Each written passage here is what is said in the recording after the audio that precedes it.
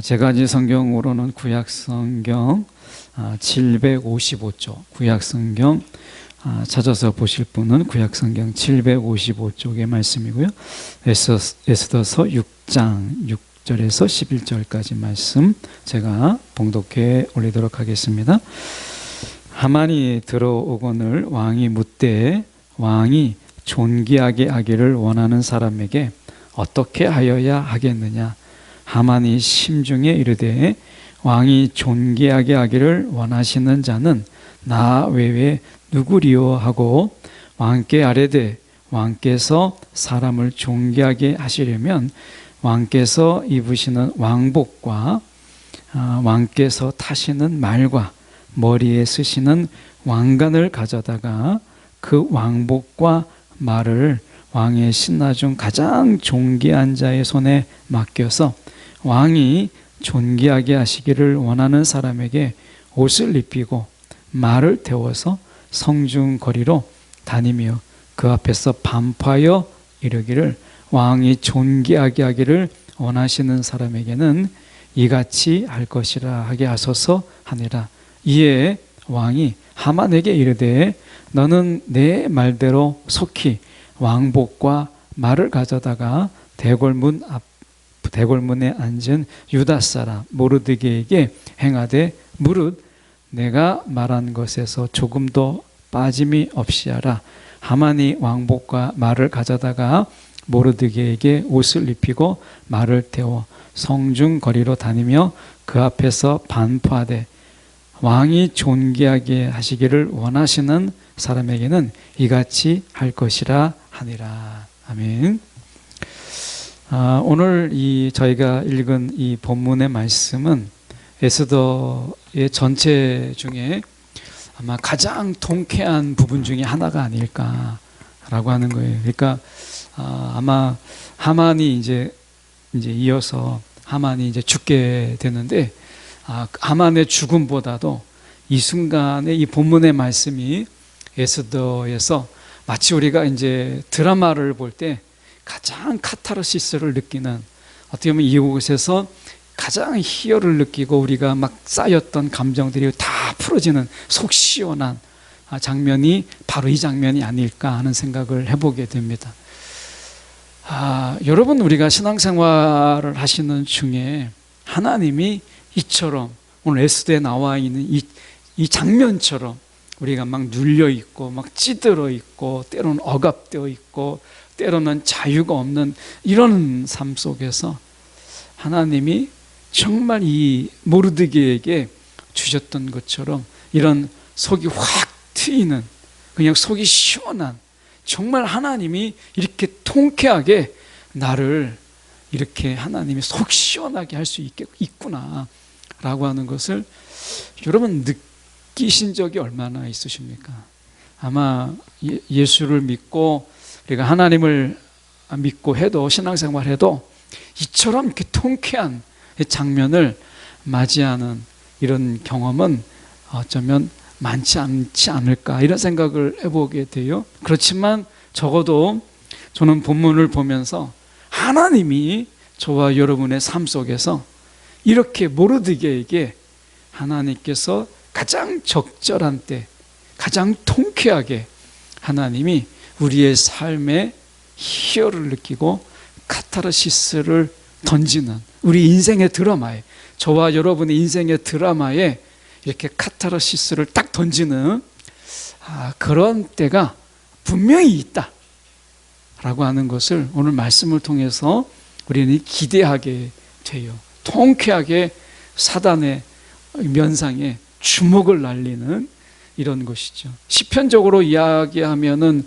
다윗이 이야기할 때 이 사단의 면상에 이 상을 베푸시는 이런 하나님이시잖아요. 그게 가장 또 다윗이 통쾌한 장면이 되잖아요. 사단의 면상에서, 이제 원수의 면상에서 하나님이 상을 베푸시는 거죠. 여기서 상은 밥상인데 왕과 함께 밥을 먹는, 그렇게 막 어떻게 보면 고소하고 고발하고 쓰러뜨리고자 했던, 사실 하만과 같은 자가 이제 사단이잖아요. 그런데 왕의 식탁에 우리가 같이 앉아서 왕과 함께 먹는 이런 가운데서 통쾌하게 주먹을 날리는 이런 모습을 우리가 성경 곳곳에서 나옵니다. 오늘 바로 그 장면인데요. 우리가 이 장면을 나누는 가운데 이런 통쾌함이, 복음의 통쾌함, 이런 것이 저와 여러분 가운데 이 시간 우리가 마음이 탁 이렇게 통쾌함이 있는 이 시간 되기 원합니다. 6절의 말씀에 보면 이렇게 말씀하죠. 하만이 들어오거늘, 이제 하만이 들어왔는데 거의 시간차가 얼마 안 돼요. 하만이 왜 들어왔어요? 이제 어떻게 하면 이제 이 유다 사람들을 다 몰살시킬까? 이것을 왕에게 이제 보고하고 왕에게 그것을 전하려고 이제 그 마음을 가지고 이제 계책을 가지고 왕에게 나오는데, 왕이 한 발 앞섰죠. 하나님이 정말 놀라운 게 무엇이냐면, 이 모르드게가 어떤 인물이냐면, 에스더 2장에 보면 이 아하수에로 왕, 당시 이제 이 왕이 아하수에로라고 하는 왕인데, 이 왕이 암살을 이제 당할 뻔했어요. 암살을 이제 도모하는 그런 이제 어떻게 보면 그런 무리가 있었죠. 그래서 이제 암살을 해야 되겠다 하는데, 하나님이, 물론 하나님이라는 표현이 되어 있지 않지만 하나님이 이 모르드게를 통해서 이 암살의 음모를 파악하게 하고, 그래서 이 음모가 밝혀짐을 통해서 아하수에로가 이 암살을 당하지 않는, 이 암살을 모면하는 엄청난 위기를 벗어나거든요.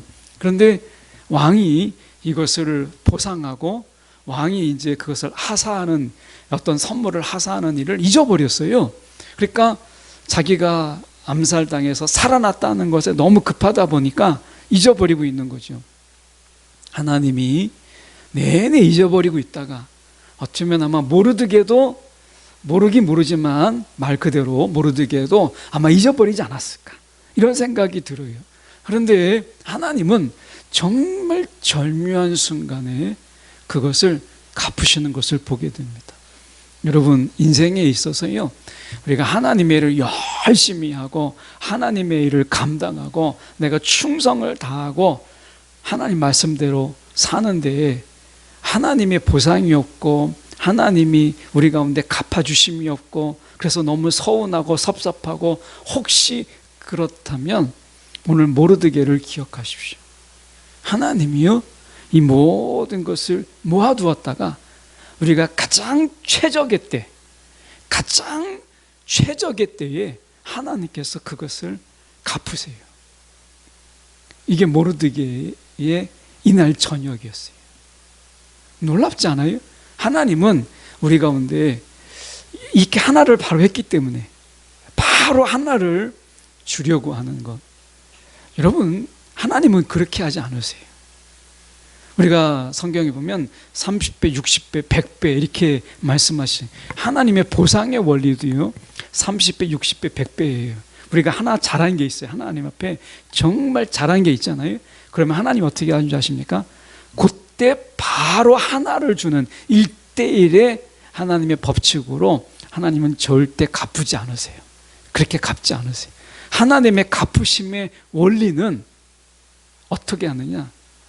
익혀두고 묵혀두고 그것이 자라도록 하세요. 쉽게 말하면 이제 두었다가 적금 형식으로 두었다가 복리이자로 주시지, 하나님이 맡겼다고 맡긴 대로 그대로 주지 않으십니다. 우리가 한 달란트, 2달란트, 5달란트의 비율을 보십시오. 하나님이, 우리가 이 악한 종이라고 하는 것은 하나를 맡겼는데 하나를 가져오는 자가 악한 종이에요. 하나님의 영적인 원리는 2달란트를 맡기면 2달란트를 가져와야 돼. 적어도 100%를 남겨야죠. 그래서 하나님의 이 갚으심의 원리는 30배, 60배, 100배의 원리. 하나님 앞에서 내가 충성을 다하고 하나님 앞에서 내가 신실하게 했다 할지라도 하나님이 몰라주는 것 같고 하나님이 모르는 척 하시는 것 같고 하나님이 나를 잊어버린 것 같죠. 그런데요, 하나님은 나중에 갚으실 때 30배, 60배, 100배로 갚으시지, 하나 잘했다고 그래 하나 이렇게 주시지 않습니다. 이게 영적인 원리잖아요.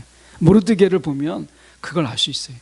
아하수에로 암살의 음모를 이 모르드게가 밝혀져서 이제 밝힘으로 인해서 그가 죽음을 면했는데 이날 저녁에 아하수에로가 이것을 보다가 이것을 내가 정말 이 사람에게 이 은혜를 내가 갚지 못했구나, 보상하지 못했구나 라고 하는 그 순간, 이때가 어느 순간이었어요? 하만이 유다 사람을 다 죽이려고 하는 계략을 짜서 완성하는 그 날이었어요. 너무 절묘한 날에 가장 통쾌하게 하나님께서 갚으시잖아요. 여러분, 하나님의 일하심이 이렇다는 거예요. 그래서 여러분, 우리가 사람이기 때문에 하나님도 몰라주고 하나님도 나를 기억하지 못하는 것 같으니까 서운하고 섭섭하는 거 왜 그렇지 않겠어요? 그런데 그런 마음이 있다 할지라도 여러분, 하나님은 분명히 갚으신다. 최적의 때에 하나님이 갚으신다. 이 마음까지는 여러분 포기하지 마세요. 서운한 마음이 있어도 여러분 거기까지는 가지 마세요. 하나님이 우리 가운데 분명히 말씀하십니다. 오늘 우리 가운데 세상의 삶 속에서 억압당하고 때로는 핍박당하고 환난을 당하는 자들을 가만히 보세요. 그들이 정말 환난을 당하는 것으로 그랬다면 세례 요한이 목베임을 당하는 것으로 그 비극의 인생을 끝마치는 것이라면 여러분 그 인생이 얼마나 불쌍해요. 하나님께서 그들에게 갚으시지 않으시겠어요? 환난과 핍박을 당하는 자들에게도 하나님이 그렇게 하시는데 하나님의 일을 신실하게 감당한 자들에게 왜 하나님께서 그것을 기억지 않으시겠어요? 오늘 말씀에 보면 바로 그렇게 말씀하고 있는데 왕이 이렇게 얘기해요. 6절 하반절에 보시면 왕이 존귀하게 하기를 원하시는 자. 왕이 존귀하게 한다는 거. 왕이 존귀하게 하고 싶은 자. 이렇게 얘기했어요. 이 마음은요, 우리를 향한 하나님의 마음이기도 해요. 이것은 아하수에로의 왕의 마음이기도 하지만 사실은 이 마음은 하나님이 우리를 향한 마음이기도 해요. 하나님 우리를 존귀하게 높이시기를 원하세요. 하나님 우리 가운데 존귀하기를 원하세요. 그래서 하만이 이 존귀하게 하려면 어떻게 되는가를 세 가지를 이야기합니다. 이것이 하나님의 영적인 원리에도 그대로 적용되는 것을 보게 돼요. 놀라운 일치잖아요. 말씀해 보면 이렇게 이야기합니다. 이렇게 얘기해요. 8절의 말씀해 보면 이렇게 말씀하죠. 왕께서 입으시는 왕복과 왕께서 타시는 말과 머리에 쓰시는 왕관을 가져다가 이렇게 돼 있어요. 당시에 이 전통에 의하면, 그러니까 이제 사람들 사이에 퍼지는 그런 어떻게 보면 우리가 이게 귀신 이야기 이런 게 이제 사람들 사이 속에서 민담이라면 민담, 소문이라면 소문 이런 이야기가 이제 전해져 내려오잖아요. 당시에도 사람들 속에 전해져 내려오는 게 있는데 그게 무엇이냐면 왕의 옷을 입거나 왕의 침대에 눕거나 왕이 쓰던 침대에 눕거나 이렇게 왕이 쓰던 것을 내가 접하거나 잠깐이라도 내가 입으면 왕의 그 복, 왕의 그 위엄과 권위 이런 게 나한테도 온다 이렇게 생각을 했어요. 그 당시에 사람들 속에서. 그러니까 하만은 하나님을 믿는 사람이 아니니까 아마 그 부분을 아마 좀 파고든 게 아니겠나 생각을 가져요. 그러니까 왕의 옷을 입는다라고 하는 것은 왕의 그 위엄 그리고 왕이 누리고 있는 그런 복, 명예 이런 것이 그대로 그 잠깐 입은 사람에게도 그대로 온다. 이런 전설 같은 이야기가 있었어요. 이 하만이 그걸 아마 알고 그런 이야기를 하지 않았을까 하는 생각은 해보게 돼요. 어쨌든 하만은 세 가지를 이해했어요. 왕복을 입혀라. 그리고 왕의 타는 말, 이 말을 태워가지고 이제 사람들에게 이렇게 쭉 퍼레이드를 하라는 거예요. 우리가 옛날에 카 퍼레이드를 했잖아요. 저도 이렇게 옛날에 전두환 대통령 때 본의 아니게 막 이렇게 퍼레이드를 하면 그때는 학생들을 동원했잖아요. 제가 다니는 고등학교가 배문고등학교 만리동이라 이 충정도로 넘어오는, 공항에서 충정도로 넘어오는 가운데 퍼레이드를 하거나 할 때는 제일 좋은, 태극기 흔들기 좋은 장소거든요. 그래가지고 만리동곡에 넘어가서 태극기 정말 많이 흔들었어요. 지나갈 때. 저희가 1시간 기다리는데요, 3분이면 지나갑니다. 쌩 하고 지나가요. 1시간을 막 서 있고 어떨 때는 막 그러는데, 지금 생각하면 그게 뭐한가 이렇게 생각이 들긴 하는데, 어쨌든 퍼레이드를 해라 이렇게 이야기하잖아요. 퍼레이드를 해라. 그리고 머리에 이 왕관을 씌우라는 거예요. 왕관을. 그리고 그걸 끌고 다니는 사람이 선포하라는 거예요. 왕이 존귀하게 여기는 사람이다. 왕이 존귀하게 여기는 사람이다라고 외치게 하라는 거예요. 이 세 가지입니다. 성경에 돌아가서 하나님께서 그러면 가장 존귀하게, 하나님이 이 세상에서 가장 존귀하게 여기고자 하는 자가 누굴까요? 사람 중에 예수 그리스도죠. 사람으로 오신 예수 그리스도, 그 예수 그리스도를 이 땅에서 가장 존귀하게 하고 싶은 분이 있다면 그것은 예수 그리스도죠. 예. 그 예수 그리스도 안에서 우리가 존귀해지는 거지, 예수 그리스도 밖에서는요, 우리가 아무리 막 어떤 많은 돈을 벌고 많은 성공을 거둬도요, 하나님 우리를 존귀하게 여기지 않습니다. 예수 안에서 존귀한 거죠. 왜요? 하나님께서는 이 세상에서 가장 존귀하게 여기실 자가 있다면 예수 외에는 없어요. 우리가 예수 안에서 그 존귀함을 누리는 것이지, 예수 밖에서는요, 여러분 어떤 성공을 거두고 어떤 많은 돈을 벌어도 하나님이 그것 때문에 우리를 존귀하게 여기지 않으십니다. 그렇다면 우리가 지금 하만이 이야기한 것처럼 왕이 존귀하게 하는 자들에게 이렇게 세 가지를 이야기했는데, 하나님이요 정말 그대로 하셨어요. 하나님이 예수 그리스도, 이 땅에 사람의 몸으로 오신 예수 그리스도를 하나님께서는 정말 존귀하게 여기셨거든요. 그리고 세상 가운데 그 존귀함을 드러내셨어요. 그런데 아수에로의 방법으로 하지 않으셨어요. 근데 세 가지는 하셨어요. 첫 번째, 우리가 보면 갈라디아서 3장 27절에 보면 이렇게 되어 있습니다. 그리스도와 연합하여 그리스도로 옷을 입은 자. 우리를 이야기할 때 뭐라고 얘기했냐면, 그리스도와 연합하여 그리스도의 옷을 입은 자라, 이렇게 말씀합니다.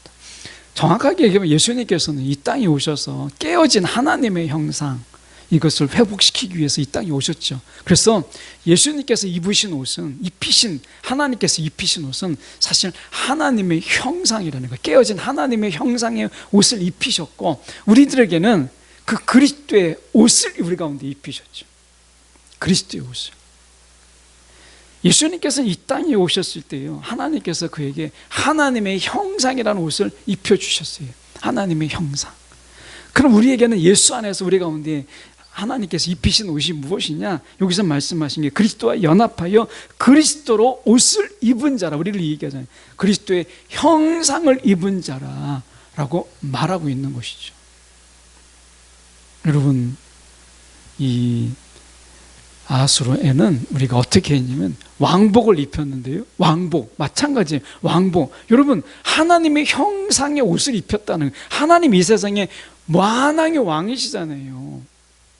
세상의 창조주이세요. 그 만왕의 왕이신 그분이 우리 가운데 그분의 옷을 입혔는데, 그게 무엇이냐면 하나님의 형상이라는 옷이에요.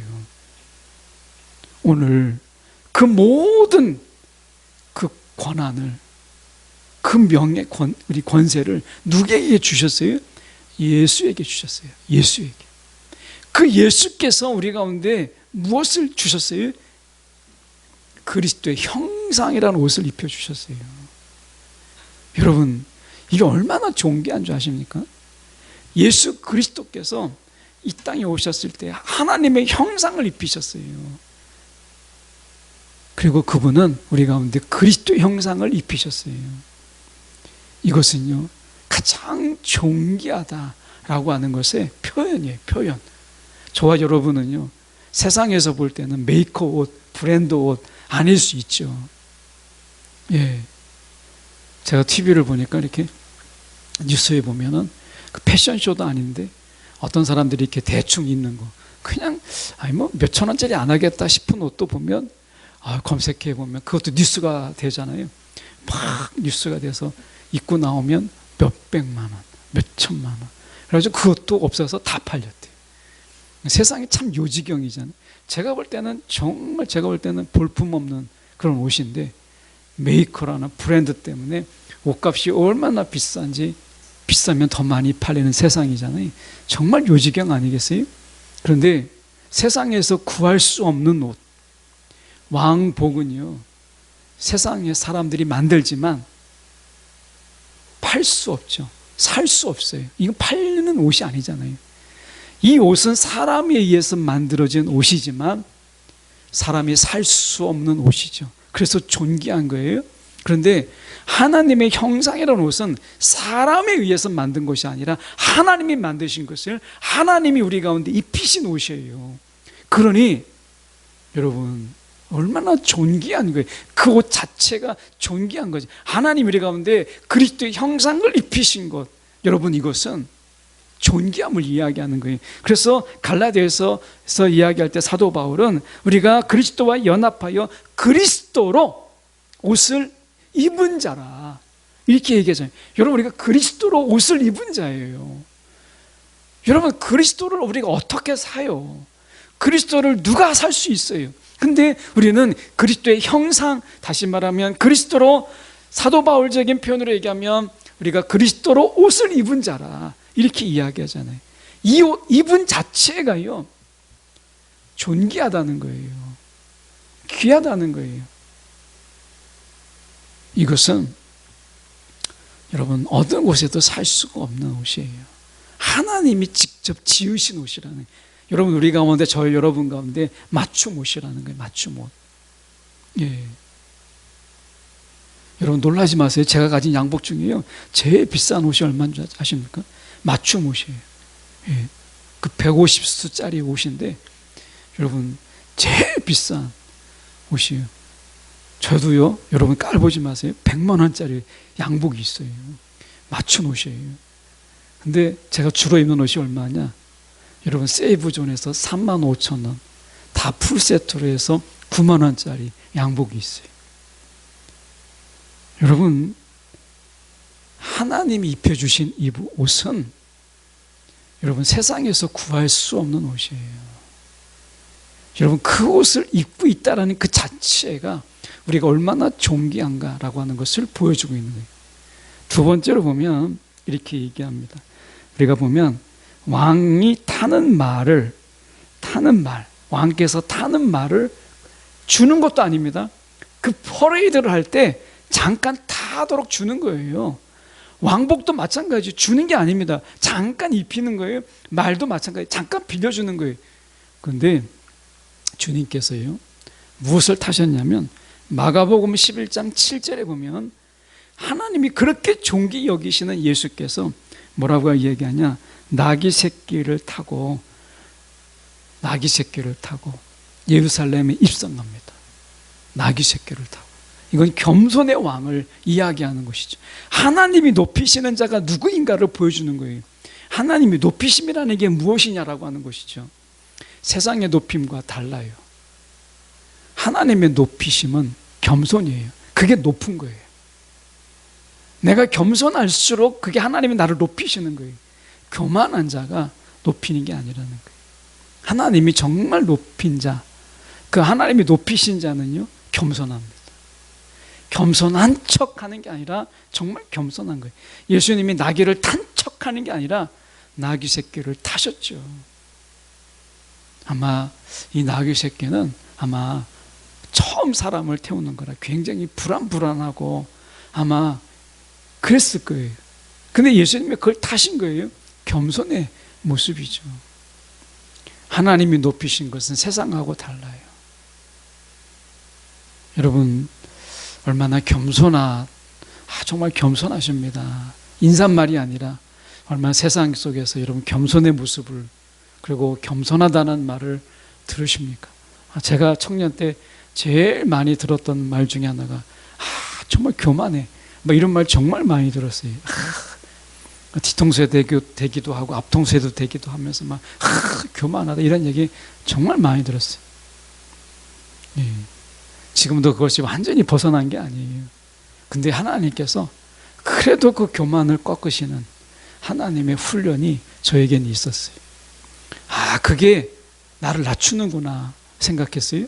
근데 저를 존귀하게 대하시는 하나님의 방법인 거예요. 그게 하나님의 방법. 나를 겸손케 하는 것이 하나님의 방법이에요. 나를 존귀케 여기시는 하나님의 방법. 이걸 아셔야죠. 그래 오해가 없는 거예요. 여러분, 겸손케 하시는 것이 하나님의 존귀케 하시는 방법이다. 세 번째로 여기 보면 왕관을 머리에 우리가 쓰시는 왕관을 잠깐 주라 이렇게 얘기하잖아요. 그러니까 우리가 예수님께서 예수님을 하나님이 존귀 여기실 때 어떻게 하셨느냐, 마태복음 27장 29절에 보면 가시면류관을 쓰시오죠. 가시로 만든 이 가시가 늘 말씀드리지만 이런 쬐고만 가시가 아니라 제 손가락보다 더 큰 정말 이 정도까지 되는 그런 가시 면류관이에요. 제가 이 가시를 보니까 정말 무서운 가시더라고요. 저게 찔리면 살이 깊숙이 파고들겠더라고요. 그 가시가 얼마나 깊고 두꺼운지요. 웬만한 건 정말 꿰뚫습니다. 그러니까 이걸 누르니까 가시면 이게 머리에 상처가 나고 막 피가 나고 하는 게 그래서 그런 거예요. 이 가시 면류관을 씌우고 희롱하여 유대인의 왕이여 평안할지어다 라고 조롱하잖아요. 예수님이 쓰신 면류관은 가시 면류관이었어요. 세상의 조롱과 핍박과 우리가 이런 것을 당하는 이런 것을 이야기하는 것이죠. 여러분, 이것이 예수님을 존귀 여기는 하나님의 방법이라는 거예요. 하나님의 방법. 오늘 세상에서 예수님이 당하신 조롱이 우리에게도 있고요. 예수님이 당하신 희롱이 우리 가운데 있어요. 너무 당연한 거 아니겠어요? 이 세상에서 세상의 방법으로 살지 않고 하나님 나라의 방법으로 사니까 희롱과 조롱이 있는 것은 너무나 당연한 거예요. 세상은요, 아주 못된 게 뭐냐면 자기들의 방식대로 자기들의 길로 가지 않는 모든 자를 비난합니다. 예. 여러분, 어린아이도 은따가 있고 왕따가 있는 게 왜 그러겠어요? 여러분, 죄성이 있는 모든 인간은 자기가 가는 길을 가지 않는 모든 자를 비난하고요, 조롱하고 희롱합니다. 이게 세상의 방법이에요. 그런데 가시면류관은 뭐겠어요? 하나님께서 존귀 여기는 자, 조롱이 있어도 희롱이 있어도 그 길을 가게 하시는 하나님. 이게 존귀 여기는 거예요. 존귀 여기는. 예.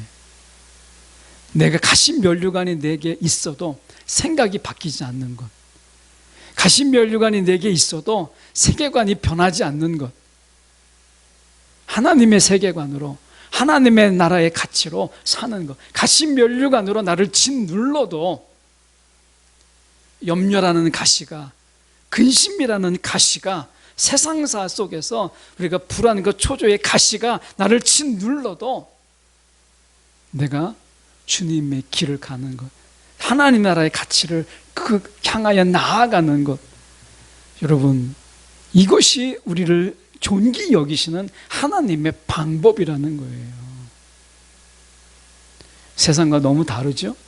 지금 이 아수에로 왕이 모르드게에게 행했던 것과는 너무 다른 거예요. 그런데 여러분 기억하십시오. 하나님은 이 모르드게를 통해서 하나님의 존귀 여기시는 방법이 하만이 제시한 것과 종류는 같은데 내용이 얼마나 다른가를 우리 가운데 보여주고 있어요. 예수 그리스도를 통해서. 여러분, 하만하고 어떻게 같을 수 있겠어요? 하나님이 존귀 여기시는 방법이, 오늘 하나님이 우리를 존귀 여기시는 이 세 가지를 여러분 기억하시면 좋겠어요.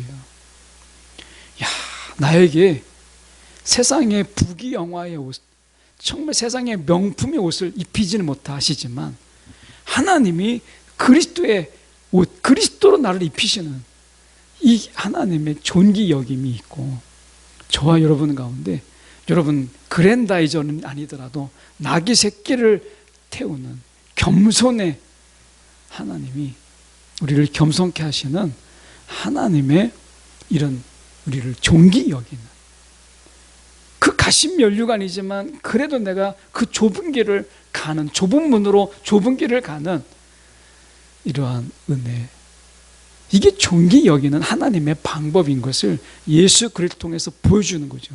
우리는 예수 안에서 이 존귀 여김을 받는 거예요. 예수님께서 이 땅에 이렇게 존귀 여김을 받으셨던 것처럼 우리는 하나님께서 예수 안에 있는 우리에게 동일한 방법으로, 동일한 내용으로 우리에게 그렇게 존귀 여기시는 거예요.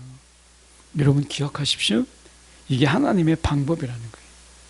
이게 하나님이 존귀 여기시는 하나님의 방법인 것을 여러분 잊지 마세요. 세상의 방법이 아니에요. 혹시 저도 그렇지만 혹시 여러분도 그렇지 않으십니까? 하만처럼 우리를 그렇게 존귀, 세상 속에서 막 드러내고 퍼레이드하고 하나님의 이름으로 막 내 이름이 막 높아지고 사람들 앞에서 박수를 받고 세상 속에서 면류관을 쓰고 막 이렇게 높아지는 꿈을 꾸지 않으십니까? 제자들도 그랬잖아요. 누가 높으냐. 그런데 여러분 기억하십시오. 하나님의 존귀 여김은 다르구나 라고 하는 것을 기억만 해도 우리 가운데 위로가 되지 않을까 하는 생각을 해보게 됩니다. 여러분 오늘 말씀 속에서 존귀함을 더하시는 하나님, 이 말세에 우리의 존귀함을 더하시는 하나님이라는 거예요. 오늘 그 하나님이 우리 가운데 함께 하십니다. 우리의 삶 속에서 가시면류관 같은 고민과 염려가 더 많아지겠지만 그럼에도 불구하고 우리는 주님의 길을 가는 존귀함이 우리 가운데 있어요. 세상의 교만과 오만과 그리고 자기 자랑으로 살아가는 세상 속에서 겸손은요 결코 유익되지 못합니다. 이 세상에서 겸손은 손해입니다. 그런데도 불구하고 겸손이 하나님의 존귀 여김이라는 것을 기억하는 것, 여러분 이것만으로도 우리는 하나님의 은혜예요. 오늘 우리를 더욱 존귀 여기시는 하나님 그 은혜로 우리가 오늘을 살아낼 수 있는 저와 여러분 되기를 간절히 소망합니다. 기도하겠습니다. 사랑이 많으신 하나님 아버지, 감사로 감사합니다. 오늘도 우리가 누구이기에 주님께서 우리를 기억하시고 우리를 사랑하사 이 세상 가운데서 우리를 존귀 여기시는, 주님 안에서 우리를 정말 존귀 여기시는 주님의 은혜가 우리 가운데 있음을 늘 잊지 않고 살아가게 하여 주시옵소서. 살아계신 예수 그리스도 이름 받들어 기도드리옵나이다. 아멘.